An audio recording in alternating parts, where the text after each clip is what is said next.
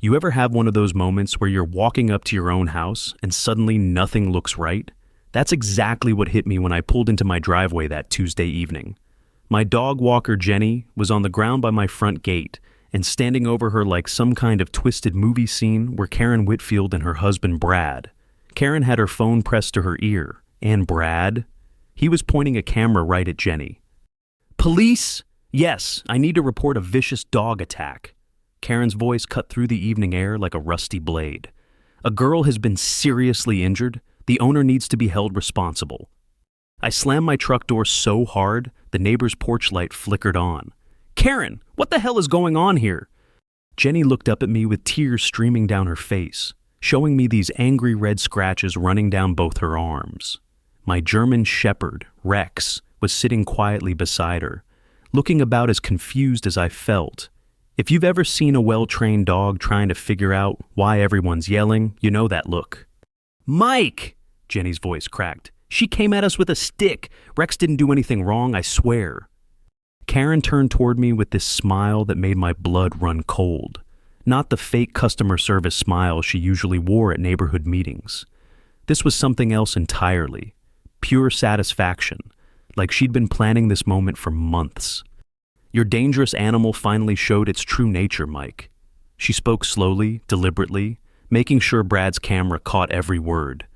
This poor girl never stood a chance. I knelt down beside Jenny, checking her arms. The scratches looked fresh but shallow, more like she'd been dragged through thorns than attacked by a 70-pound dog. "Jenny, tell me exactly what happened." "I was just walking Rex like always," she whispered, glancing nervously at the camera. "Mrs. Whitfield came up behind us swinging this big stick, screaming about property lines. Rex got between us to protect me, and when I tried to calm him down, I tripped and scraped my arms on her fence." "That's not what the video shows," Brad called out, still filming. His voice had this rehearsed quality, like he'd practiced this speech. "We have clear evidence of aggression." The police cruiser pulled up before I could respond, its red and blue lights painting my front yard in alternating waves of color. Officer Martinez stepped out, a guy I'd known since high school, but his face was all business now. Behind him came Animal Control in their white van, and I felt my stomach drop to my boots. You know that feeling when you realize you're not just dealing with a complaint anymore? When the whole machine starts moving and you're suddenly the one everybody's looking at, like you're the problem? "Sir, we're going to need to take the animal for a behavioral evaluation," the Animal Control officer said, not even looking at Rex, who was still sitting perfectly still beside Jenny. "Standard procedure after an incident report." "This is insane," I said, but my voice sounded hollow even to me. "Jenny, tell them what really happened." Jenny opened her mouth, then looked at Karen's camera, then at the cops, and I watched her shrink back. I don't know. It all happened so fast." Karen stepped forward, and I swear the temperature dropped 10 degrees. "Officer, I have 3 witnesses who saw this attack. This is exactly the kind of dangerous situation we've been trying to prevent in our neighborhood. 3 witnesses." I looked around and spotted Karen's sister Linda lurking by the mailboxes, and Bob Miller from 2 houses down, both nodding along like they'd rehearsed this whole show. As they loaded Rex into the Animal Control van, he looked back at me through the wire mesh window with those brown eyes that had trusted me for 6 years. The sound of that van door slamming shut is something I still hear in quiet moments. Standing there in my own driveway, watching my dog disappear around the corner, while Karen Whitfield smiled like she'd just won the lottery, I realized this wasn't about a dog walker getting scratched. This was war, and somehow, I'd already lost the first battle without even knowing we were fighting. The van's taillights disappeared, and the crowd started to scatter like roaches when you flip on a kitchen light. Officer Martinez handed me a citation that might as well have been written in hieroglyphics for all the sense it made. "Harboring a potentially dangerous animal," it read, "court date in 2 weeks." "Martinez, you know me," I said, trying to keep my voice steady. "You know Rex, this doesn't add up." He shrugged, but I caught something in his eyes. Doubt maybe. "Just following procedure, Mike, but between you and me, get yourself a good lawyer." He climbed back into his cruiser and drove off, leaving me standing there with Jenny and a citation that felt like a death sentence. Karen hadn't left yet. She was still there with Brad and that damn camera, whispering to her sister Linda like they were planning the next phase of whatever this was. I caught fragments: 15,000, and compensation, and behavior modification. "Jenny," I said quietly, "we need to talk, inside." She followed me through my front door, still shaking. I poured her a glass of water and watched her hands tremble as she lifted it to her lips. The scratches on her arms looked even less serious under my kitchen lights. "Tell me the truth," I said, "all of it." Jenny set down the glass and looked at me with these tired eyes. "Mike, she offered me money, $2,000 to say Rex attacked me unprovoked." Her voice was barely a whisper. I told her no way, but then she said she'd make sure I never got work in this neighborhood again. Said she has connections with all the dog owners around here. Something cold settled in my chest. "How long has this been going on?" "About a month. She's been following me on my routes, asking questions about which dogs are aggressive, which owners don't supervise properly. I thought she was just one of those busybody neighbors, you know?" Jenny's voice got smaller. "But today, when she came at us with that stick, I realized she was trying to make something happen." I walked to my window and looked out at Karen's house across the street. Every light was on, and I could see figures moving around inside, planning, celebrating. "There's something else," Jenny said behind me. "When I was on the ground, before you got there, Karen whispered something to me. She said this was just the beginning, and that you should have sold when you had the chance." Sold? I'd been in this house for 8 years. Never once had anyone approached me about selling, but then I remembered the letters I'd been getting from some real estate investment company offering to buy my place for cash. I'd thrown them all away without a second thought. My phone buzzed. Text message from a number I didn't recognize. "Sorry about your dog. Maybe now you'll consider our offer. Riverside Property Group." I showed Jenny the message and her face went pale.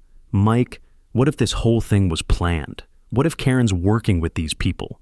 Before I could answer, my doorbell rang. Through the peephole, I saw Bob Miller standing on my porch, shifting his weight from foot to foot like a guilty kid. Bob had lived down the street for 12 years. We'd shared beers, talked football, helped each other with yard work. I opened the door. "Bob, what can I do for you?" He wouldn't meet my eyes.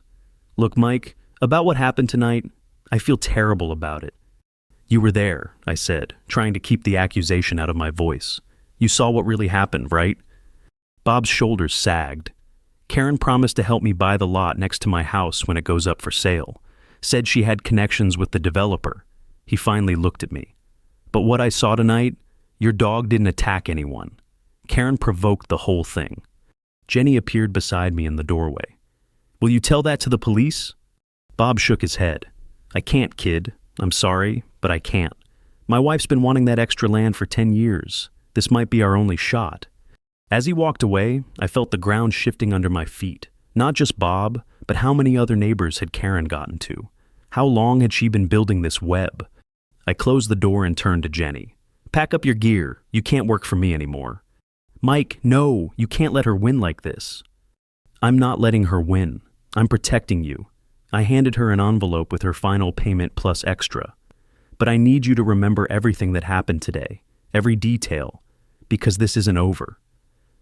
After Jenny left, I sat in my empty house and realized something that chilled me more than Karen's smile, or Bob's betrayal, or even Rex's confused eyes in that van.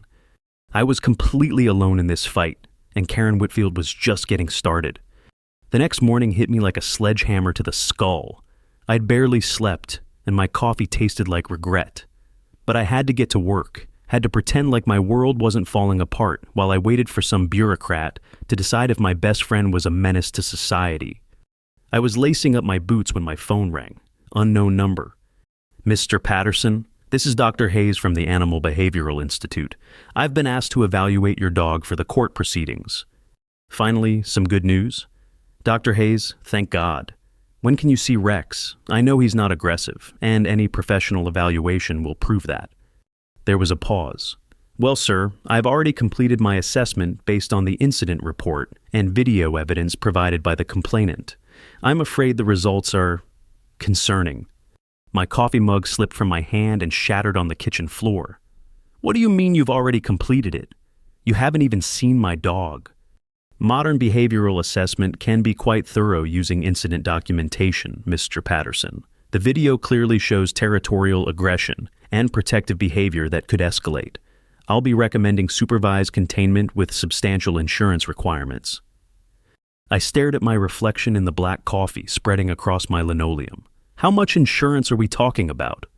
The $50,000 surety bond, plus mandatory muzzling in public spaces. The hearing is scheduled for Friday. The line went dead.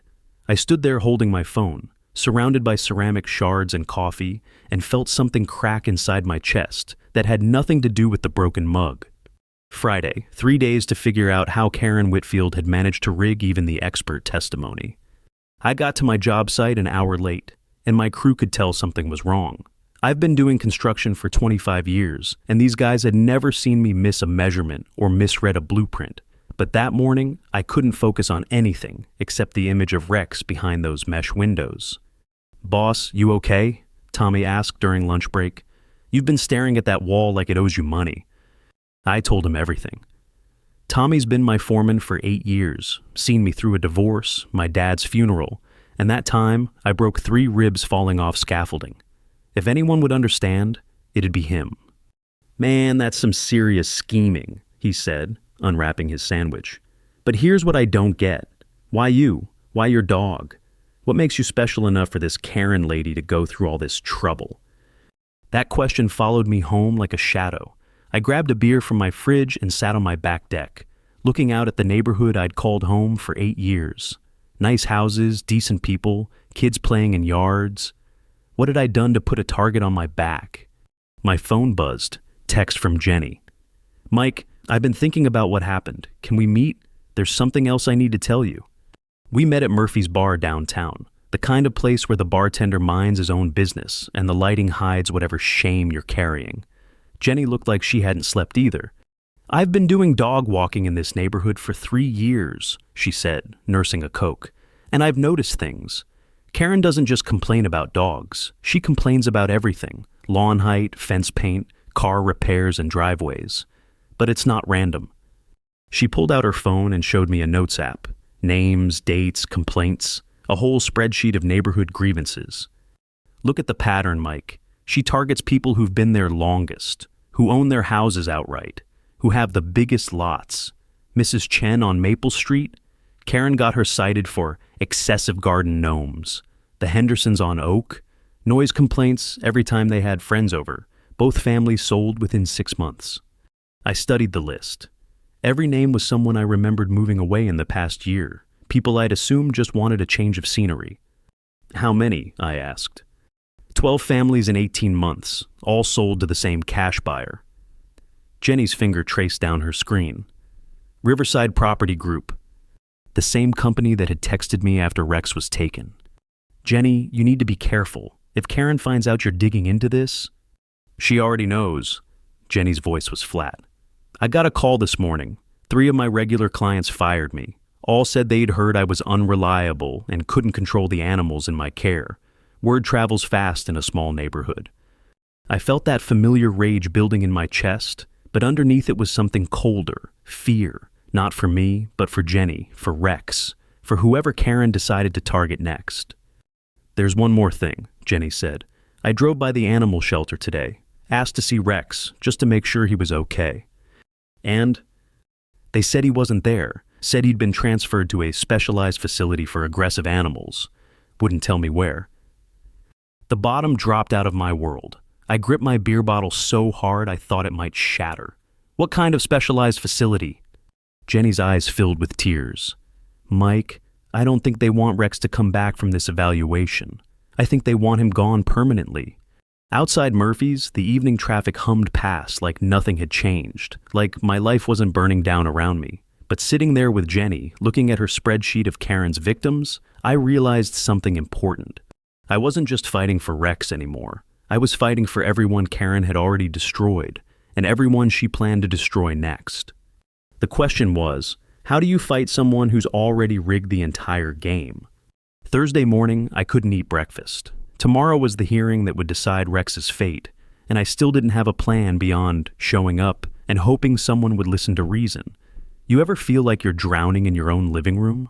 That's exactly where I was when my doorbell rang at 7:30 a.m. Standing on my porch was a woman I'd never seen before, maybe 60 years old, with silver hair pulled back and eyes that had seen plenty of trouble. She was holding a manila folder thick enough to choke a horse. "Mr. Patterson, I'm Margaret Chen. I believe you know my daughter Susan from Maple Street." Susan Chen, the garden gnome lady from Jenny's list. I invited Margaret inside, and she settled into my kitchen chair like she was preparing for battle. "Susan told me what happened to your dog. She also told me about Karen Whitfield." Margaret opened her folder, and I saw photographs, documents, printed emails. I used to be an investigative journalist before I retired. Old habits die hard. She spread the papers across my kitchen table like she was laying out evidence at a crime scene. Riverside Property Group isn't just some investment company. They're a front for a much larger development corporation, planning to build luxury condos on this entire block. But they need the land first. I stared at property surveys, zoning applications, construction permits, all dated for next year, all assuming the current houses would be gone. "How did you get all this?" Margaret smiled, and it was sharp as a blade. 40 years of journalism teaches you where to look. Karen Whitfield isn't just some neighborhood busybody. She's on Riverside's payroll as a community liaison, $5,000 a month, plus bonuses for each property acquisition. She pulled out a bank statement with Karen's name on it, deposits from Riverside going back 2 years. Your neighbors aren't selling because they want to leave, Mike. They're selling because Karen makes their lives unbearable until giving up seems like the only option. What about the fake Dr. Hayes? Robert Hayes lost his license 3 years ago for falsifying evaluations in custody cases. But he still has connections in the system, and he's not picky about who pays him. Margaret showed me a police report. The real Dr. Hayes filed a complaint yesterday when he found out someone was using his name. Seems he's been getting angry calls from dog owners all week. I felt something loosen in my chest for the first time in days. This is evidence. This could save Rex. Margaret's expression darkened. Maybe. But Karen's been planning this for months. She's got backup plans for her backup plans. And Mike, there's something else you need to know about tomorrow's hearing. Before she could explain, my phone rang. Unknown number, but I recognized the voice immediately. "Mr. Patterson, this is Judge Williams's office calling about tomorrow's animal control hearing. I'm afraid we need to reschedule due to a conflict in the judge's calendar." "Reschedule to when?" "We'll have to call you back with available dates. Could be several weeks." Several weeks, with Rex locked up in some specialized facility that might not even exist. I hung up and looked at Margaret. "Let me guess, Karen's behind this too?" "Judge Williams plays golf with Riverside's CEO every Thursday. Has for 10 years. Margaret gathered her papers. "Mike, they're not just trying to take your dog. They're buying themselves time to make Rex disappear permanently while keeping you tied up in legal limbo." The rage I'd been carrying for 3 days finally found its target. Not just Karen, but this whole corrupt system she'd built around herself. The fake experts, the bought judges, the scared neighbors. "What would you do?" I asked Margaret. "If this was your family, your dog, what would you do?" She was quiet for a long moment, staring out my kitchen window at Karen's house across the street. When I was reporting on corruption in City Hall, I learned something important. Sometimes you can't beat the system by playing within it. Sometimes you have to make the system work against itself. Meaning Karen's gotten away with this because she's been careful to stay just inside the legal lines. But greed makes people sloppy, and desperate people make mistakes. Margaret stood up. "I'll keep digging into Riverside's connections. You focus on tomorrow." "But the hearing's been postponed." Margaret smiled again, and this time it was almost predatory. "Who said anything about waiting for a hearing? Karen thinks she's won because she's controlled every variable. But there's one thing she hasn't accounted for." "What's that?" "You're not the only person in this neighborhood who's tired of losing." After Margaret left, I sat in my quiet house and thought about what she'd said.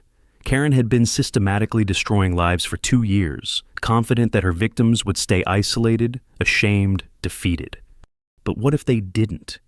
What if instead of fighting Karen's game, we changed the rules entirely? I pulled out my phone and started scrolling through my contacts. Time to find out who else in this neighborhood was ready to stop running. That evening, I did something I hadn't done in years. I walked the neighborhood, not just my street, but every street in a 6-block radius, looking for the faces that belonged to the names on Jenny's list. I found Maria Santos first, 3 blocks over, sitting on her porch steps like she was waiting for something that would never come. Her house had a sold sign out front with a closing date next week. "Mike Patterson," I said, walking up her driveway. "I live over on Elm Street." She looked up with tired eyes. "I know who you are. Heard about your dog. I'm sorry." I sat down on her steps without asking. Sometimes you just know when someone needs company. "Margaret Chen told me Karen Whitfield's been making your life difficult." Maria let out a laugh that had no humor in it. "Difficult? That woman called code enforcement on me 16 times in 4 months. My fence was 6 inches too high. My mailbox was the wrong color. My driveway had oil stains." She gestured at her perfectly normal house. "I've lived here 22 years, Mike.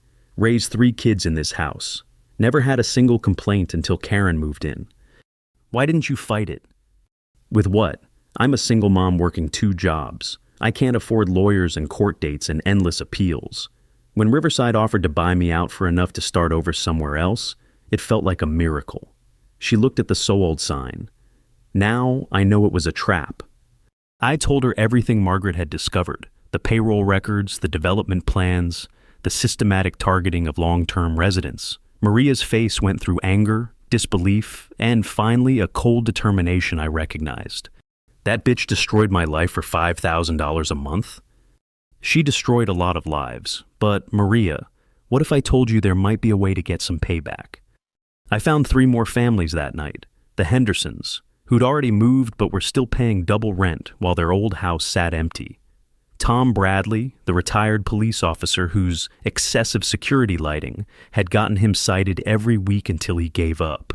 Janet Morrison, whose home-based bakery got shut down after Karen filed noise complaints about her early morning mixing. By 9 p.m., we had 6 people sitting in my living room, and the anger in that space was thick enough to cut with a knife. "Here's what I'm thinking," I said, looking at each face. "Karen's strength comes from isolating us, making us feel like we're fighting alone. But what if we weren't alone anymore?" Tom Bradley leaned forward. He still carried himself like a cop, even retired. "What are you suggesting, Mike?" "I'm suggesting we give Karen exactly what she's been giving us. Pressure, scrutiny, the kind of attention that makes life uncomfortable." Margaret Chen had slipped me Karen's home address records before she left. Turns out Karen hadn't always been the perfect neighbor either. 3 noise complaints from her previous address, 2 disputes with contractors, 1 restraining order from an ex-neighbor. People like Karen count on their victims being too polite, too scared, too isolated to fight back, I continued. But we're not isolated anymore, and I'm done being polite. Janet Morrison, a woman who'd baked birthday cakes for half the neighborhood before Karen destroyed her business, spoke up. "What exactly are you proposing we do?" Same thing she did to us. Code enforcement complaints, noise violations, property line disputes. If she wants to play by those rules, let's show her how the game really works. Tom Bradley was already pulling out his phone. "I still have friends in the department. Karen's been filing so many complaints, she's actually created quite a paper trail. A lot of inconsistencies in her reports." Maria Santos had a different idea. "My cousin works for the zoning office. Says there have been whispers about some developer trying to fast-track approvals without proper community notification. That's illegal." The room was getting warmer, and it wasn't just from 6 people breathing in my living space. It was from something I hadn't felt in days, hope, and the kind of anger that gets things done. "There's something else," I said. "Margaret Chen found out where they're really keeping Rex. It's not a behavioral facility. It's a private kennel that Riverside uses to hold animals until their owners give up looking for them." The silence that followed was deadly. "Those bastards stole your dog," Tom Bradley said quietly. "That's not bureaucracy. That's theft." Janet Morrison stood up. "Mike, what do you need us to do?" I looked around my living room at these people Karen had tried to break, and I realized something important. She'd made a critical mistake. Instead of destroying us, she'd created something she couldn't control. A neighborhood that was done losing. Tomorrow morning, we start making Karen Whitfield's life as miserable as she's made ours. And we don't stop until we get Rex back and put an end to this whole scheme. Outside, Karen's house was lit up like always, probably planning her next victim. But for the first time since this started, she was the one who should be worried. Friday morning started before dawn. While Karen Whitfield was probably sleeping peacefully in her bed, 6 of us were executing what Tom Bradley called Operation Neighborhood Watch. Maria Santos filed the first complaint at 7 a.m. sharp. Seems Karen's fence was actually 7 inches too high, according to the municipal code, something Maria's cousin at zoning had confirmed. By 7:15, Janet Morrison had called in a noise violation for Karen's garbage disposal, running before the allowed 6 a.m. quiet hour limit. Tom Bradley was handling the serious stuff. His police contacts had run Karen's license plates and found 3 unpaid parking tickets from downtown. More importantly, they'd discovered that Karen's home business license for her consulting work had expired 6 months ago. Operating without a license meant hefty fines and possible criminal charges. But the real breakthrough came from Margaret Chen. She called me at 8 a.m., barely able to contain her excitement. "Mike, I found him. I found Rex." "Where?" "Sunny Acres boarding facility, about 40 miles north. It's owned by Karen's brother-in-law. They've been holding Rex under a false intake date, making it look like he's been there for weeks instead of days." I felt my hands shake. "Is he okay?" According to my source inside, he's fine. Confused and lonely, but fine. But Mike, they're planning to have him euthanized on Monday. They're going to claim he showed continued aggressive behavior despite treatment. The phone slipped in my grip. Monday. 3 days from now, they were going to kill my dog to cover up their scheme. "Margaret, we need to get him out of there." "Already working on it. Turns out Sunny Acres has some interesting violations in their inspection records. My journalist contacts are very interested in a story about a boarding facility that accepts animals under false pretenses." By 10 a.m., our little resistance network was hitting Karen from 6 different angles. Code enforcement showed up at her house to measure her fence. The business licensing office sent a cease and desist letter about her expired permits. A county inspector arrived to investigate complaints about her septic system. But Karen wasn't going down without a fight. My phone rang at 10:30. It was her voice, but none of the fake sweetness she usually used.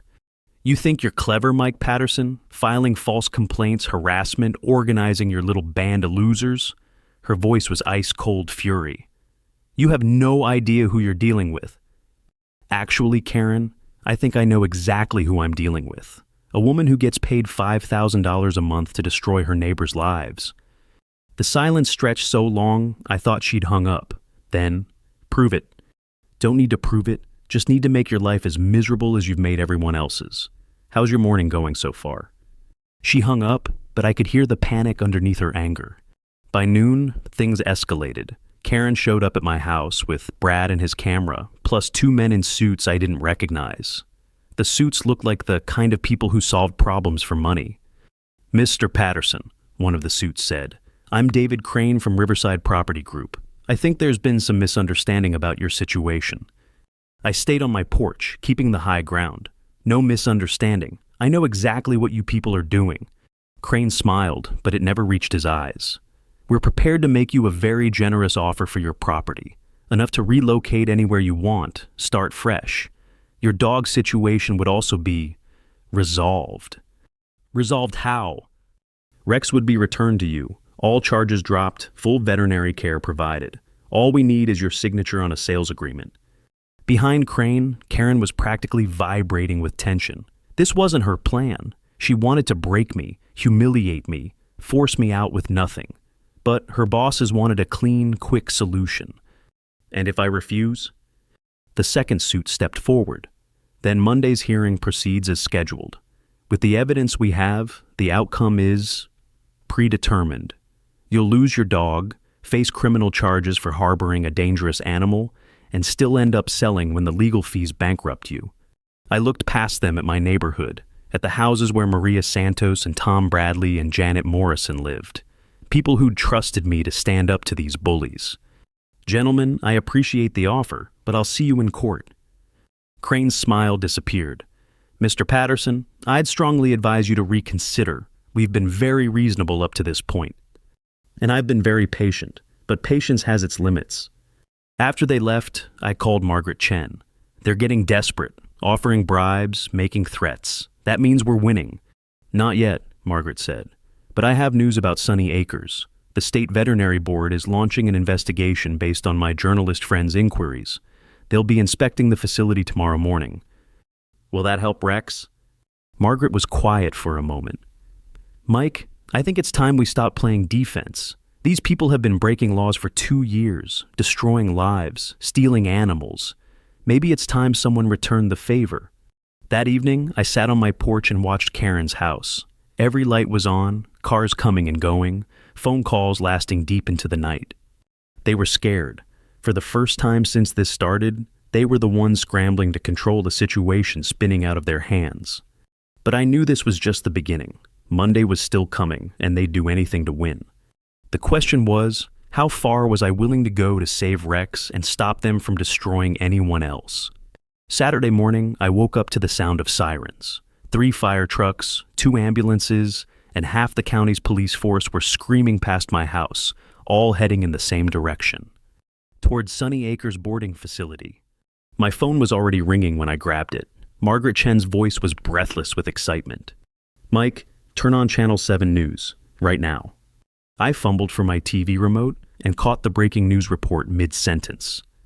Massive animal welfare investigation at Sunny Acres boarding facility after inspectors discovered dozens of animals being held in deplorable conditions under false documentation. The facility's license has been suspended pending criminal charges. The reporter stood in front of a building I recognized from Margaret's description, while behind her, animal control officers led dogs and cats toward waiting transport vehicles. I scanned every dog that crossed the screen, looking for Rex's distinctive black and tan markings. Margaret, do you see him? Is Rex there?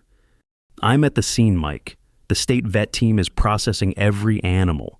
They found intake records going back 18 months with falsified dates, fake veterinary reports, and... Her voice caught. Mike, they found a room in the back, animals that were scheduled for euthanization to cover up illegal seizures. My coffee mug hit the floor for the second time this week. Was Rex? He's alive, scared and confused, but alive. They're bringing him to the county shelter for processing, but Mike, with all the media attention, this whole scheme is about to explode. I was already grabbing my truck keys when my phone rang again. This time, it was Tom Bradley. Mike, you need to get over to Karen's house, right now. I drove across town like my life depended on it, which maybe it did. Tom was standing in Karen's front yard with Janet Morrison and Maria Santos, all of them staring at something that made my heart stop. A Riverside Property Group moving truck was parked in Karen's driveway. Men in coveralls were loading furniture, boxes, and what looked like shredded documents into the truck bed. They're running, Janet said quietly. Karen and Brad loaded up their car an hour ago and took off, but they left all this behind. Tom Bradley held up a water-damaged cardboard box. Truck leaked all over these papers. Amazing what you can read when the ink runs together. He showed me contracts, bank statements, and communication logs between Karen and Riverside dating back 3 years. Look at this one, Maria said, pointing to a memo. It's a target list, every family they plan to force out, with timeline estimates and bonus payments for early acquisitions. She found her own name on the list, along with a notation. Single mother, financial pressure effective.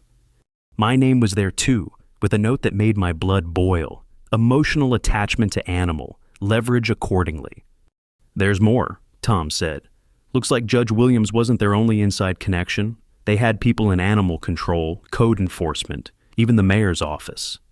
Janet Morrison was photographing everything with her phone. Mike, this is evidence of conspiracy, fraud, extortion. This could bring down the whole operation. But I was staring at one particular document that made everything click into place. A development proposal for Riverside Luxury Estates, a gated community of high-end condos planned for our exact neighborhood. Projected profits, $47 million. 47 million reasons to destroy our lives. My phone buzzed with a text from an unknown number. Your dog was supposed to die Monday. Consider this your final warning. D. Crane. I showed the message to Tom, who immediately called his police contacts. Within minutes, we had 2 patrol cars at Karen's house, documenting everything the moving crew had left behind. But the real surprise came when Margaret Chen arrived with a van full of reporters from 3 different news stations. Mike, this story just went statewide. Riverside Property Group has been running similar schemes in 5 other communities across the region. The FBI is opening a federal investigation into organized real estate fraud. One of the reporters, a sharp-eyed woman named Lisa Park, approached me with a microphone. "Mr. Patterson, how does it feel to know that your refusal to sell your house brought down a multi-million-dollar criminal enterprise?" I looked at my neighbors, people who'd been isolated, terrorized, and nearly broken by Karen's systematic cruelty. People who'd found the courage to fight back when they realized they weren't alone. "It feels like justice," I said, "but it's not over yet." Because as I stood there watching Riverside's cleanup crew destroy evidence and Karen's abandoned house being processed by the police, I realized something important. We'd won the battle, but we hadn't won the war. Not until Rex was back home, not until every displaced family got their justice, and not until David Crane and his people faced consequences for what they'd done. And as I looked at the determination in my neighbors' faces, I knew this was far from over.